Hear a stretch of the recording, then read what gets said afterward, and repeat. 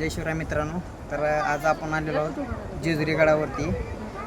इसवी सन 1662 साली छत्रपती शिवाजी महाराज आणि त्यांचे पिताश्री म्हणजे महाबली शहाजी महाराज यांची भेट ह्या जेजुरी गडावरच झालेली होती.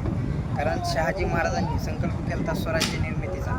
तेच स्वराज्य शिवाजी महाराजांनी व मावळ्यांनी मोठे केले आणि चांगल्या स्वरूपात आल्यावर 1662 साली शिवाजी महाराजांना पकडण्यासाठी शाहिस्ते खान पुण्याच्या लाल महालात तळ ठोकून बसलेला होता.